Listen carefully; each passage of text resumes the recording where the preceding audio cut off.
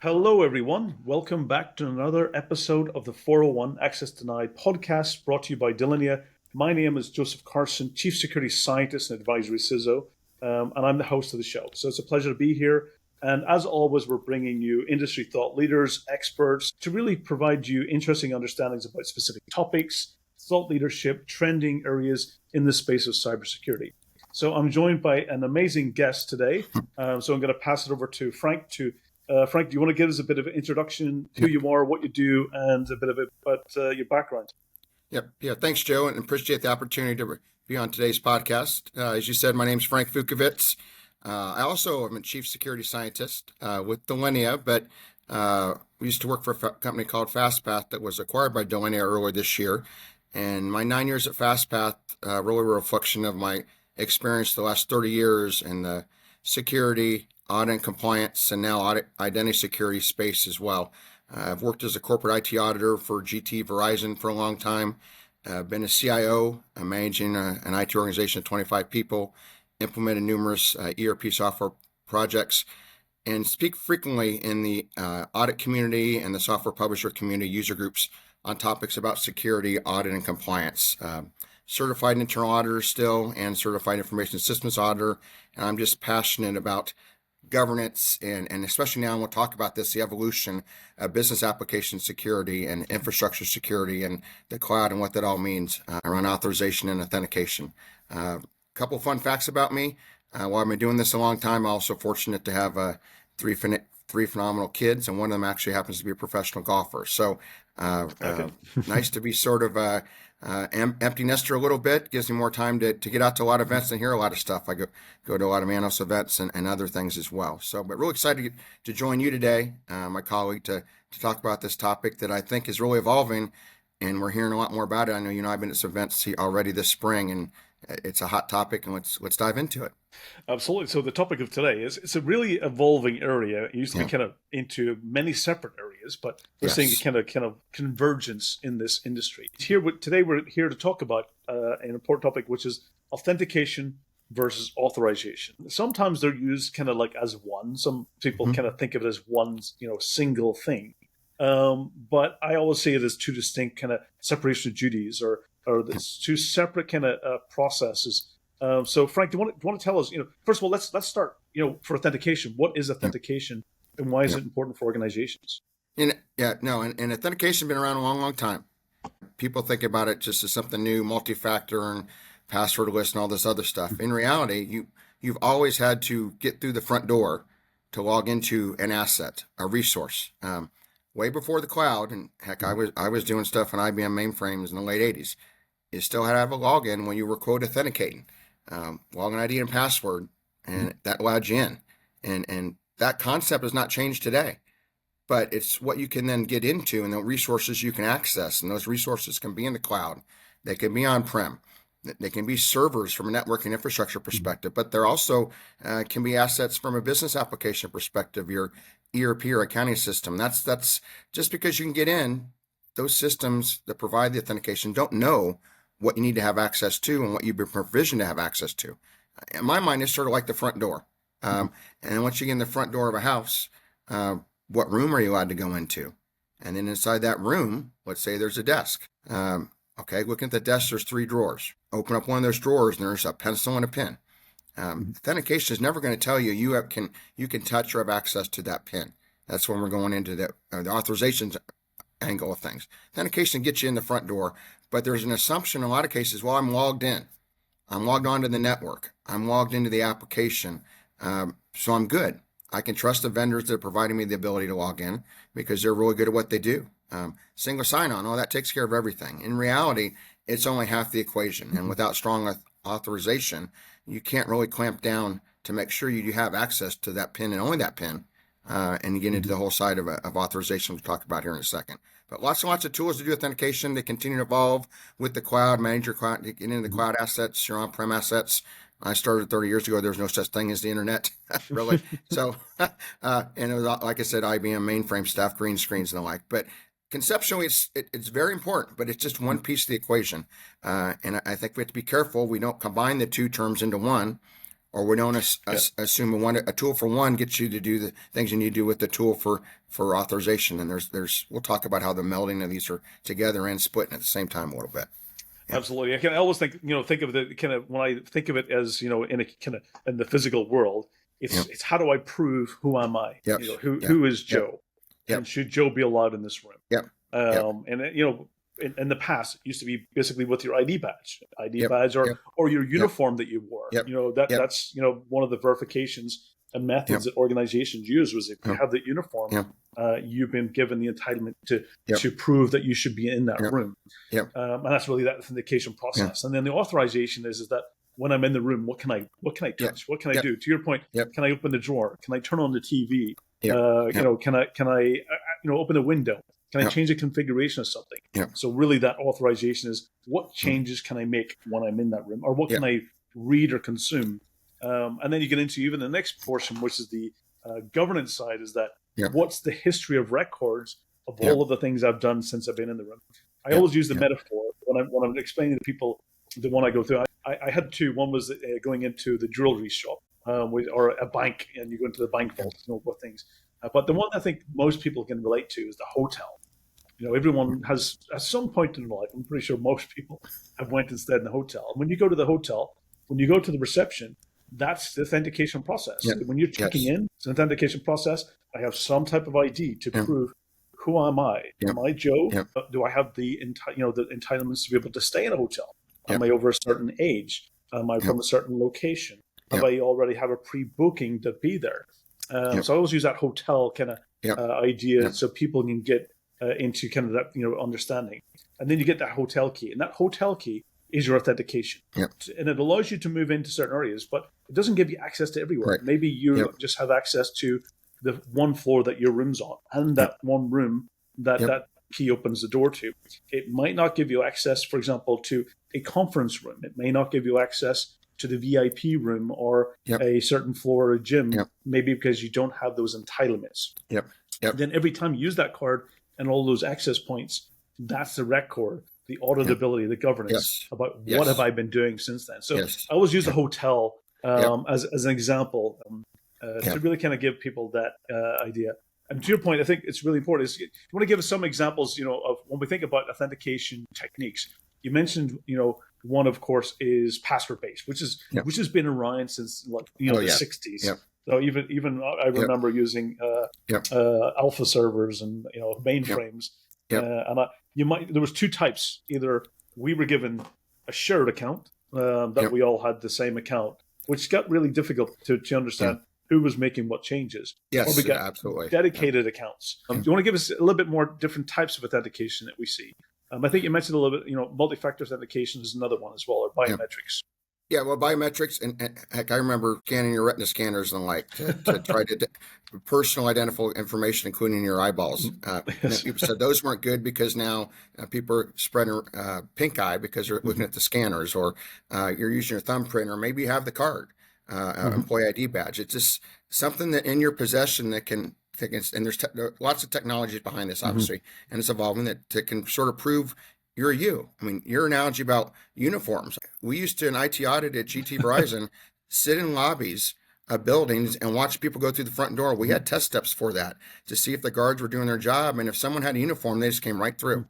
Well, I can put on a uniform and look like a GT person. And we did the same thing in our central office switches as well, doing some social engineering, just trying to get through the front door. So there's lots of different tools and techniques, lots of different vendors using the latest technology. But at the end of the day, it's really just to prove who you are, to your point, what you said. And it's the first step. And it's as we look at the evolution of the tools and the technology, and they may seem more seamless, easier to administer, whether it's your eyeballs or your thumb, or now it's just facial recognition. So we don't have to worry about pink eye anymore. It's still just one step, right? And if you're not doing things behind that, the investment of that technology for the first step to get in the front door, to get checked in the hotel, you're really missing the boat. And then certainly from a records perspective, to your point, how we're gathering, you want to gather data about who's authenticated. Yeah, obviously. But really, you need to gather just as much data or more from an identity governance perspective to say, what are they doing once they actually get in the building, get into the system, get into the asset, get into the resource. I think it's just critical we balance those two. and not focus so much on, and again, I was at RSA and other security conferences this year, hearing a lot about authentication and multi-factor here to stay, or password is here to stay. That's all great, but that's only part of the equation. I would say without authentication and authorization, you're never going to have true enterprise security. You're never going to have true identity security. And if you're not spending resources to invest in both, you're really running the risk of making assumptions, authentication, and not truly understanding of what it doesn't do impacts and opens you up to some really big risks. Because we know the hackers, the bad guys and gals out there, they're not just looking to get into accounts. They're looking to have the accounts that have elevated privilege and access to the crown jewels. That's the authorization side of thing, which we'll talk about here in a bit. Absolutely. And one of the big challenges that many organizations face is that, it's that life cycle. Is that, we talked to, when you get the uniform, you get that ID badge, or you get the hotel key, or you get the username and password that allows you to log into the system. It's also the revocation, how to manage that, how long should that person have access to? Is it indefinite? Which actually many organizations started with. They started with the indefinite, access. And then realize over time that actually needs to be time-based. We need to keep extending that or prolonging the access. Just because that person has a uniform doesn't necessarily mean you still work in the building. Just because they have the hotel key card doesn't necessarily mean that you should be able to continue accessing the hotel, even after their booking has expired. So you tell us a little bit about the life cycle. I think one of the terms used in the governance side is the joiners, movers, leavers. When people change roles. Explain a little bit about that. Yeah. So and I crack up because it's been a hot term the last couple of years. Join, move, leaves. In my mind, as an auditor, it's compliant user provisioning that's been around forever and ever and ever. We're going to identify that you need to have access to a resource. You're going to request access to that resource, and it's going to have some approvals that say you can have access to that resource, and we're going to list how long that access should be valid for. Someone's going to sign off on that request if you're joining the organization, and then ultimately that access gets provisioned. And then when you change roles in the organization, you move from job A to job B, another request comes through, and there's lots of ways for these requests to be automated now, of course, but it's no different. You now need access to a second set of resources. There's going to be another level of approvals, and then that request ultimately goes to some part of the organization, probably IT, where they provision that updated access. But as a part of that, they should be removing the access you had when you first joined the organization. And now you're moving to a new role, you require a different type of access to resources. And then finally, when you leave the organization, the leaver part, a request comes through, hopefully from HR, and it says this person is no longer a part of company ABC. And then someone from IT more likely goes in and removes all your access to all the systems and resources, not just systems. Turn off your key card, turn off your parking card. Maybe it actually, in your scenario uniform, maybe it generates a note to say you need to return in your uniform even. Join, move, leaves, that very simple concept.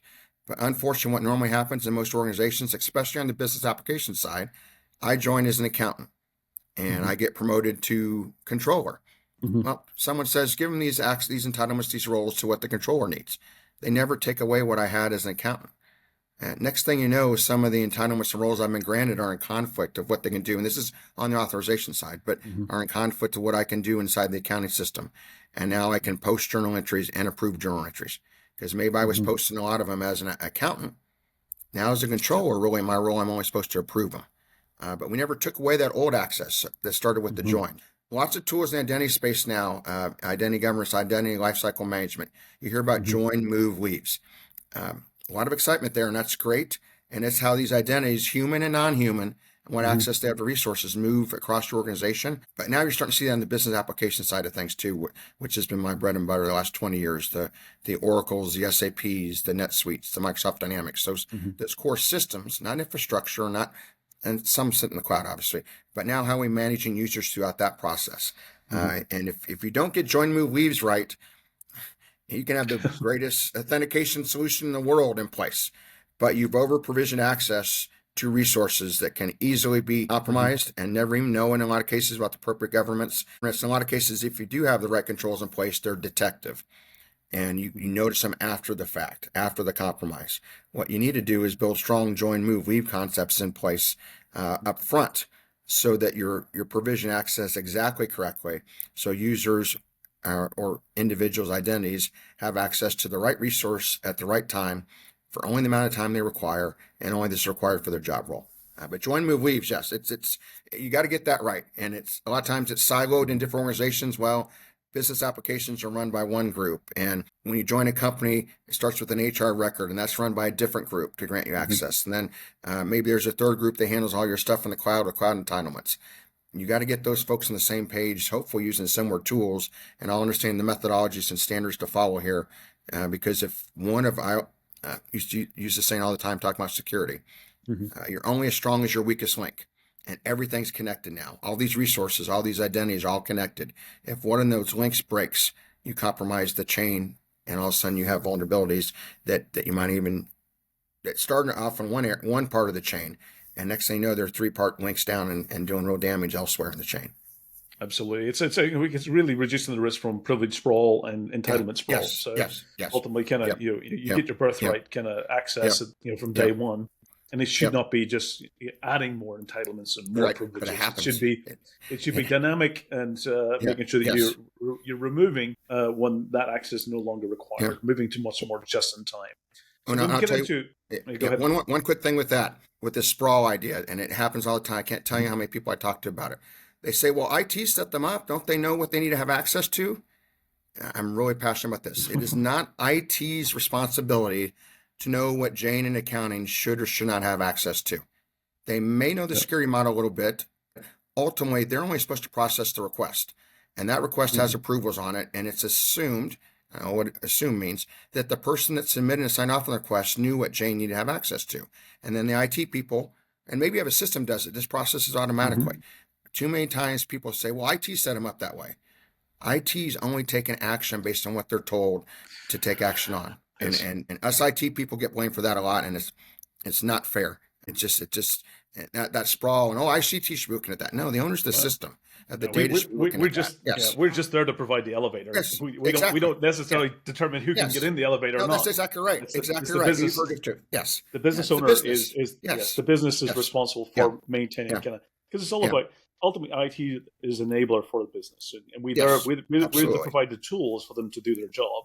But we're not necessarily there to define what their job is and who should be accessing. So when I always get into some of the important things, some of the things that really authentication really is important to get right is one is to get the security controls right. You want to make it as zero friction. You want to make it as usable as for the users. You want to have a building a level of trust. So it should be continuous. It should be continuous verification. So supporting that zero trust framework and mindset. It should be there to meet the compliance needs because authentication definitely kind of falls under a lot of compliance and regulatory requirements. And also user experience. You want to make sure that users enjoy using it. It's something that they want to do, and it makes their lives better. So I think those are some of the key ingredients. If you want to get authentications right, you make sure that you have metrics and measurements to focus on those. So let's move into the authorization side of things. So now I've proven, I've got the uniform, I've got the badge, I've got the password. I might have the token or the key or credential, whatever it might be, the MFA, and I'm in the environment.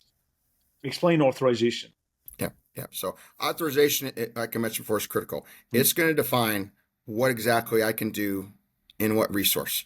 So if my background business applications, can I log in and can I go into the ERP system, and do I have access to review records, post transactions, set up vendors, whatever the activity or transaction might be in a given system.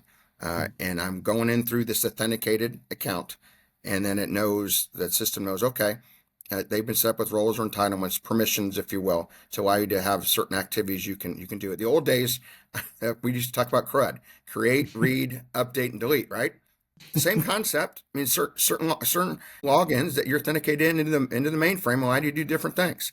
It's no different, just different terms now. It's the same concept that I have access to these resources and I can do these things in these resources in plain English. In reality, it's a lot to consider because we have so many different systems.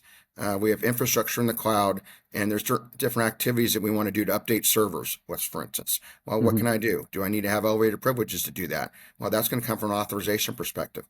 I want to get into an accounting system. What can I do in the accounting system? That's going to come from the privileges, entitlements, and roles that are assigned to my account that I can do in that system. Maybe it's something as simple as, when I'm in charge of managing backups for the company, and I want to initiate a backup, the old batch job. No, not everyone can always do batch jobs on the mainframe even. Certain accounts could or couldn't. Are you authorized to execute a command to have a batch job kick off? So variety of different places, authorization is really what's allowing you to do something. But it's oftentimes, and I think part of it's because the words start AU. And people get authorization, authentication. That's the same thing. No, it's not. Are you authorized to do something with this resource? Plain and simple. That's and I think you talked about zero trust. Zero trust is great.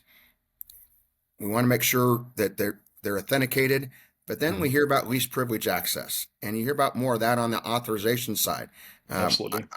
I would tell you whether it's elevated access, like PAM, privilege access management tools. Elevated privileges are a type of authorization. You just have access to do more things at a higher level. I can install an application. I can delete. I can delete an application. I can change the configuration of the security of the system. Yes, exactly. So if we think about elevated privileges as a type of authorization, and now we think about concepts least privilege, let's just roll out authorization and look at everything. And are you authorized? Whether it's elevated or not, it could be just a little task that you're authorized to do, but that's all you've been approved and signed off and provisioned to do. We got to get that right, because the concept of least privilege is so paramount to from a security perspective. Access to the right resources at the right time that you need to do your job role. Just like I said, that's least privilege access, regardless of if you're an accountant, a system administrator, someone in the warehouse that you're pick, pack, and shipping. You shouldn't be able to do every step in the warehouse. That's what authorization is. What you do your job, but having the bare minimum authorization, if you will, to do that job, and not too much. Absolutely. I always think, the old school. It's simply, it's a evolution or kind of an evolution of access control lists, which is what we used to do in the past to manage access to folders, resources, and so forth. And we've really moved into things like role-based access. It's gone into attribute-based access, policy-based access. So it's really got to where it's not static anymore. It's much more dynamic. It's more real time. Yes, absolutely. So, and all those are great. Those are great, because it makes it easier for the IT people now to set up access. And there's some methodology and approaches behind it. There's no guesswork, and now you can automate some of that, so it doesn't take 2 weeks to get access to a resource you requested. In the old days, we had user access request forms, went in a manila envelope, got passed around the company, intercompany mail, might take 2 weeks to get access to the new system. So those type access control models make it much easier. Yes, absolutely. So just to give an example for the audience, many years ago, I used to work for what was the medical records. One of my first projects was digitalizing medical records. When you think about, the doctor is now the person he or she has already authenticated. They've done the authentication. They have the credentials. They are a doctor, and they need to get access to medical records.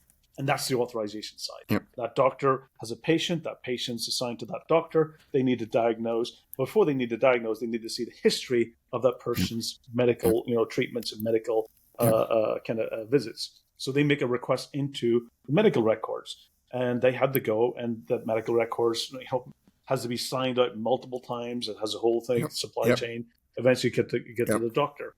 A lot of that, that old kind of process, which was an authorization process, many signatures in order to get that physical record. Now it's moved into much digital, it's all done online.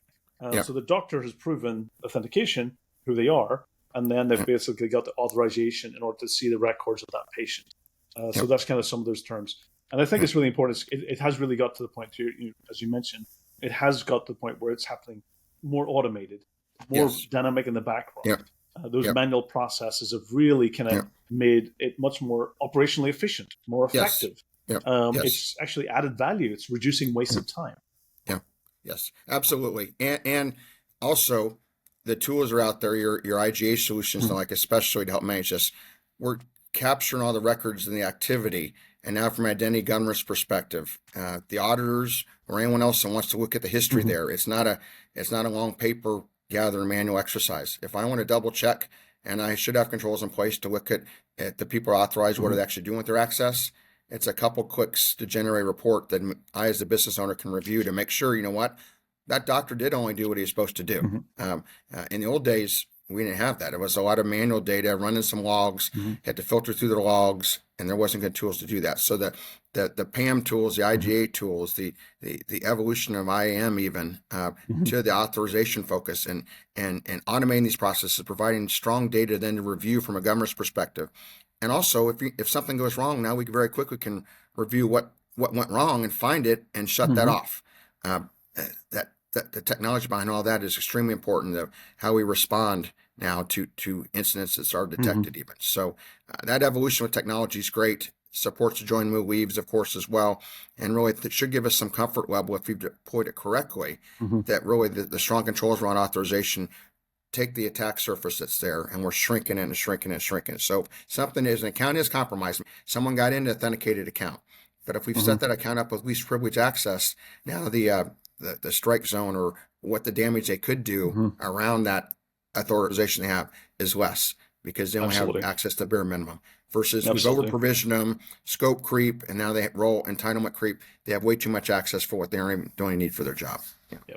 And then there's additional levels of security controls in order to bring up that trust level again. If you need to have access, peer review, session recording, MFA in place, MFA in every interaction to make sure that not just you prove who you were at the front door, but you prove who you are when you're moving between rooms in the building. So, and if you're doing something, you know what? You're doing something you don't normally do. I'm going to throw up another challenge. Maybe it's MFA challenge. Say, you know what? You're logged in at a weird time of night for you, or from an IP address that's from a different country. What signals can we pick up with the technology? Exactly. Yeah. Challenge you again, because if it's a bad guy or gal, they're not going to be able to handle that new challenge. Yeah, absolutely. Exactly. And send that information to a SOC where they can actually then apply that to security orchestration, and response, and so they can determine is this person doing what they're expected to do, or are they doing something that's a bit outside of what their normal behavior would be? Exactly. So really, kind of bring it down is authentication. Joe, prove that you're really Joe. Authorization is okay. Now I've proven I'm Joe. What can I do with that access? Yes, and exactly. Then governance is really about what's the history of all the things I've done, and also what's Keem is then providing you what's the configuration of things I should be doing. Yes. And then if I'm doing something suspicious, identity threat detection response can really highlight that and send it to the SOC so they can investigate further. So really kind of seeing a consolidation of two massive areas of authentication and authorization. What's the future? Where does the future lie? Where are we seeing this going in the future? Obviously, there's been a lot of talk the last couple of years about identity fabric, and some of those tools you're talking about being part of the chessboard of identity fabric. I think the future and evolution is you're going to see the functionality of these different tools providing continue to evolve and meld into one, almost in some cases, where if you're talking authorization, it's actually this solution, and this solution. And authentication is still going to be there. I hear a lot of talk now about multi-factor fatigue, MFA fatigue, right? And that's a type of attack now. You're getting so frustrated with the multi-factor challenge questions, like what, throw your hands up, or you just go, why don't I just click on this, or I'll call that person up on the phone. I shouldn't be calling. So the evolution, I think, is going to be with the power of the internet, power of the cloud, and how much data we can collect. We're really going to see these tools evolve. You're ultimately going to go down a path. I need an authorization solution. And what it provides might be a subset of multiple packages of solutions, your PAM and your ITDR and your SIM and your IGA that we're seeing today, even IAM. I think, and here's the other thing is that, and we have seen this for sure, some of the stuff starts to get commoditized. Like if you look at a single sign-on for the like, I mean, that's just table stakes now. Everyone's got to have it. And there's all these vendors and consolidation there. Some saints, maybe we don't want to get into that space now because it's a commodity. I think you're going to see some of these things on the authorization side become almost commodities or table stakes that you can't pick two of the three. You got to have at least three of the four just to get in the ball game to have any type of a sound security posture. And I think that's not just the identity security software space. That's in general the way software works. Functionality that at one point was advanced becomes more commodity. You have to have. And the next wave, though, is AI. And what we're doing with AI and building that into the authorization. And we get into concepts like intelligent authorization and using AI to really power on the fly decisions should you really be able to do that or not, even if you're authorized to it based on how your account was set up, access to that resource? I think that's the next wave, is how identity and I work together for really intelligent authorization and almost a different level of security. So, you know what, we're going to double check with AI to say, you know what, yeah, you can do that. I know you're supposed to be able to have the access to do that and entitlements to roles. But you know what, let me do a second check there. Make sure nothing else on your history or trail before you got to that point to access that resource. Let me make sure nothing else funny is going on there. And it happens behind the scenes, rather quick, and then you move on and do what you're supposed to do. That's I think we're going to see that, and that's going to be really, really interesting. Yeah. Absolutely. And just for the audience, from Identity Fabric, I believe that's a kind of term that's coined by Gartner. If you're interested in learning more about Identity Fabric or Mesh, Identity Mesh, it's similar ideas. Something that's referred to the kind of Gartner material on that. So for the audience itself, I think really we're seeing that authentication is really consolidating down into identity providers. That's they're providing who is Joe. And then the authentication, as it passes over into authorization, what can Joe do? And then there's a whole consolidation and convergence there. Yeah. For the audience, what's some of the kind of things you would recommend, for words of wisdom or kind of resources that would be useful for them to get started? What would be a place that you recommend the audience to kind of take away from this? Yeah. So a couple of things there. First off, don't always assume that especially in the cloud, that your cloud provider is responsible for your security. I can't tell you how many times I hear people say, we're running on Microsoft Azure or AWS, and we're running in their cloud data centers, so they're responsible for our security.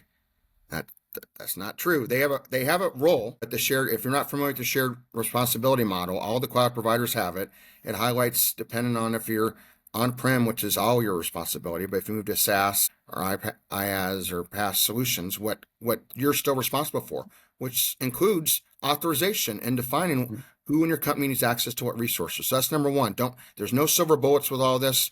Just because you're using a brand name cloud provider doesn't mean you don't have responsibilities for tools around security here. Number two, and I speak a lot about security awareness, there are so many free resources out there, especially for smaller companies that don't know where to start on some of this and are overwhelmed by the marketplace chatter and the silver ball concept, all these new products. Free resources out there to help you build out an information security programs.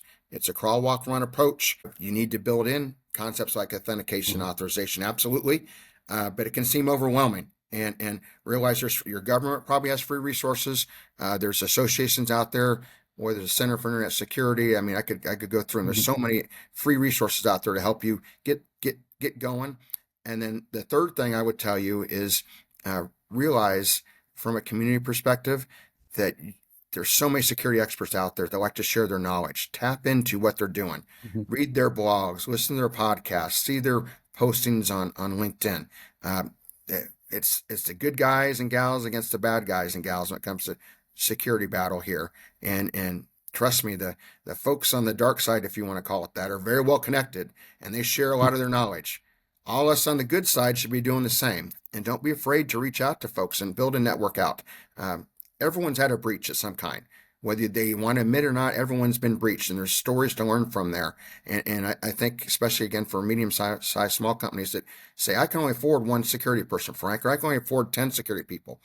You're never going to have the brain power with 10 and the knowledge to fight this compared to tapping into a network of professionals, or maybe working with a security vendor that has thousands of people that wake up every day trying to figure out how to protect your data. So you got to balance what you do, have to do yourself, and what the solutions you use can do, and realize they have to work together. That would be my more broadly speaking thoughts, Joe, as a CIO or a CISO or maybe a director of IT, how I want to look at this, versus trying to say, I'm just going to buy 3 solutions. They got these right buzzwords. I'm sure they all fit together. I'll be fine. It's never that simple. And again, it's crawl, walk, run approach. You got to take a risk-based approach. The auditor and me would tell you, risk-based approach. Were your most critical assets, you need to start with protecting those first. And maybe it's a tiered approach to the level of protection even.